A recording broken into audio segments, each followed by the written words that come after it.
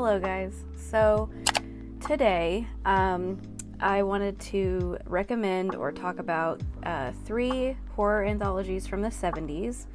The longer you watch my content, the more you'll know that I don't discriminate against what year the movies come out or where, and I want to find some older stuff. I feel like there's such a charm to old horror movies. There is this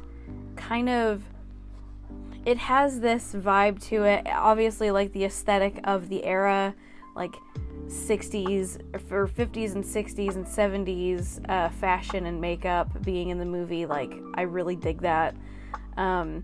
Also, there's something really unique about their take on horror. In the movies that I'm going to be talking about, when you see blood, it's always so vibrant red, like paint. You know that they're using paint. And you couldn't get away with that nowadays. People are it's gotta look real. It's gotta look like you just stabbed the crap out of somebody. But it can still be really effective, but still so simplistic. I can ramble on and on about why I like the charm, the vibe, the aesthetic. But I just want to start talking about them. I'm going to go in order from the years that they were released. So the first movie on my list is called Asylum, and it's from 1972, directed by Roy Ward Baker. When Dr. Martin goes on a job interview at a British insane asylum, he learns that he must interview the asylum's inmates in order to be considered for the position. A tale of a cheating husband that kills his wife to make room for a new lover, and the power of heartbreak from beyond the grave. A poor tailor in need of work to make ends meet helps create something otherworldly and evil, and a tragic story of a girl losing the grip of reality and doesn't know who to trust and who is real or not. I was thoroughly entertained by this story. It's the main story of the doctor going to the insane asylum. It kind of spans the entirety of the movie, and it comes to its own conclusion, its own twist ending.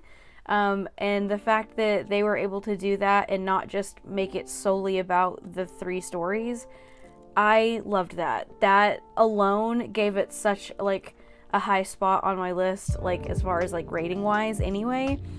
But each of the stories are so unique from each other, and I could really tell that the Creepshow anthology series, the TV show and the movies, it just felt inspired by this in some way.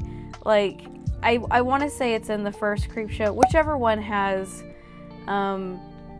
the rich old guy, and he buries the cheating lovers up to their necks in sand for the tide to come in.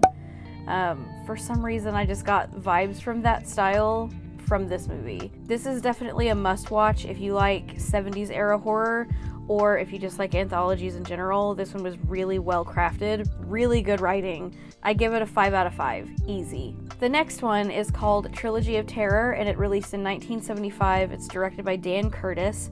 I had watched this movie when I was younger because I remember the 3rd story, and I'm positive that this movie is most known for that one. The first story kind of follows this college teacher who's being crushed on by one of her students, and their relationship kind of takes a turn for the worst with a little bit of a twist. Kind of predictable, kind of dry, but I mean, it is what it is. Second one, it wasn't super strong. It follows these twin sisters, because they're played by the same actress, Karen Black. These twin sisters that the kind of the snooty one with her hair tied back looks like a librarian. She doesn't like her long blonde-haired sister, who has always been a heartbreaker, men wrapped around her finger type. Really bratty, really spoiled. And their kind of dislike for each other comes to a bad end. Also, I mean, it's a horror anthology, so all the endings are bad. The last story is absolutely why this movie is known. It's also the only one I remember from when I was a kid watching this. This one's about a woman who buys this little tribal figure doll that is allegedly filled with the spirit of a Zuni killer warrior. And if you take the chain that it has on it off, that the spirit of the warrior killer thing in the doll will take over the life of the doll and make it come alive. This segment was so like silly but scary. Like, the doll itself is terrifying. It's like sharp, really needle-like teeth. I got a thing about like needle-like teeth that I just can't handle, or like beady eyes. Like, they look too much like an anglerfish, and I don't like the deep sea at all. But like, the doll's design, obviously terrifying. And then the fact that when you see the doll like moving, you could just tell it's a guy just like flailing it around, like, and the noises it's making, like, it's hilarious but terrifying at the same time. So the final story is like thoroughly entertaining. Unfortunately, I only gave it 2.5 stars, but I still strongly suggest you watch it, if at all, to just see that last segment. The last film is by far my favorite on this list, and it's called The Uncanny from 1977, directed by Dennis Haro. And this movie follows Wilbur Gray, a horror writer, stumbling upon a terrible secret that cats are supernatural creatures who really call all the shots. In a desperate attempt to get others to believe him, Wilbur spews 3 tales of feline horror. This is such a silly idea for a movie, but it works so well, and it's probably because of like around the time it came out. I don't think this is one of those movies that can be remade and be perceived well in like modern times. I just want to start like the intro, like the credits sequence at the beginning. There's like these watercolor like pictures of cats, and like they're beautiful, and they're also kind of unnerving on their own, but the music, I don't know what kind of instruments are playing in the background, but like the music mixed with the images of those cats, it just really is unsettling.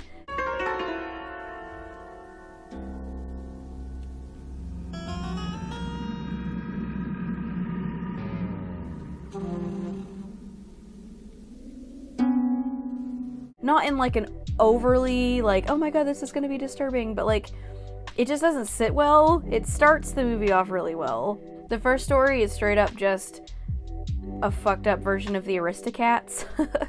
Old lady's got a will. She's got a house full of cats.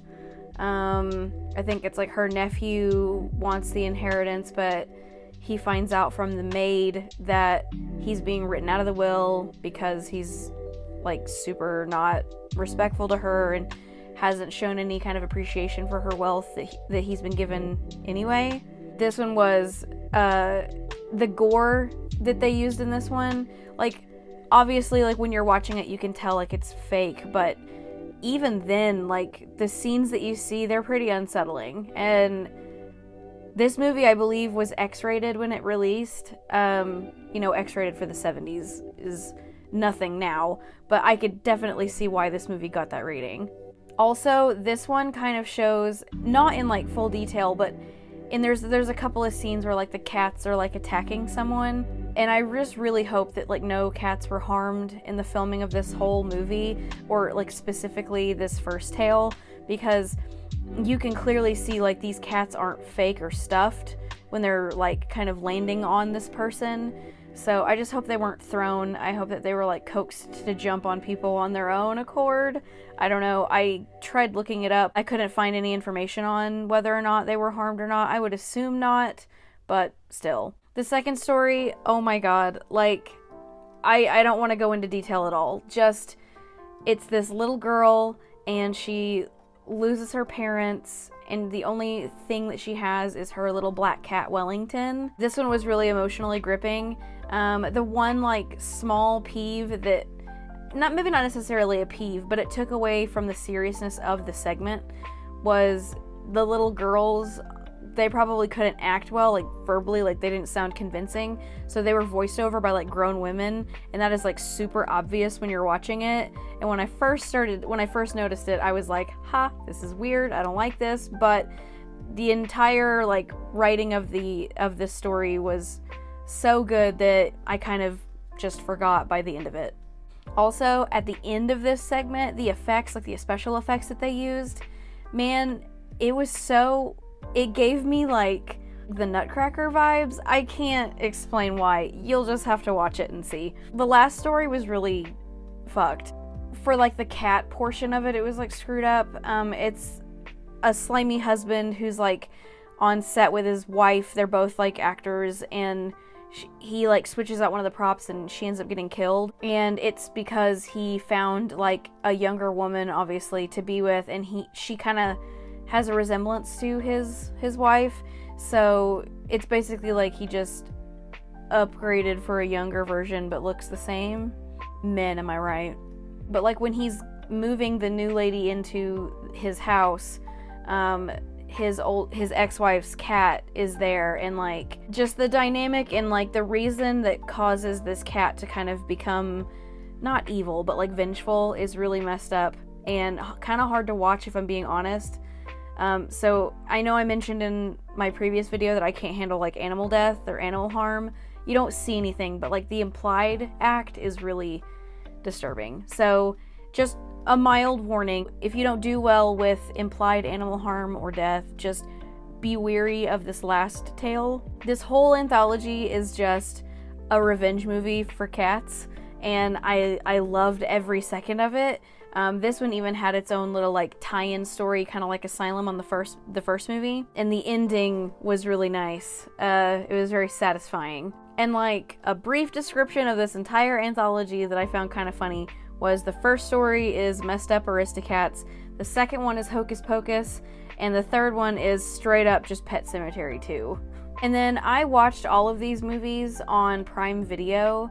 I do strongly suggest you go on Tubi and just type in like horror anthology, because a lot of older ones from like the 80s, the 60s, the 50s, like not even just anthologies, like horror movies in general will pop up on Tubi. Maybe because they're public domain or because like they're not heavily sought after, but you get the idea when you're browsing Tubi's selection that they get like all the duds, or they get all like the bad movies, but they also get a lot of old movies. So if you like older horror films like I do, I strongly suggest you look at that app. I know older horror isn't for everybody. I will be the first to say that like some movies from like the 40s and 50s, like they're just super boring. Like there's something about them that I just can't get into, but I do try to keep an open mind with all of them. I love the Universal monster movies. I'd love to get my hands on like a collection, but not just like the standard monsters like the Creature from the Black Lagoon or Wolfman or Dracula, Frankenstein. I want like a complete collection of the Universal franchise. There's just a lot more content that they had besides those famous monsters, and I'd love to watch those and maybe even review them here too if you guys would want. But that's really all I wanted to talk about today, guys. If you end up watching any of these, please let me know what you thought. If you thought I was right, if you thought, wow, Katie, these sucked butt, why are you recommending these movies to me? I like to read all of your comments, mean or nice, but, be nice. That's where I'm ending it, guys, and I'll just see you in the next video. Bye!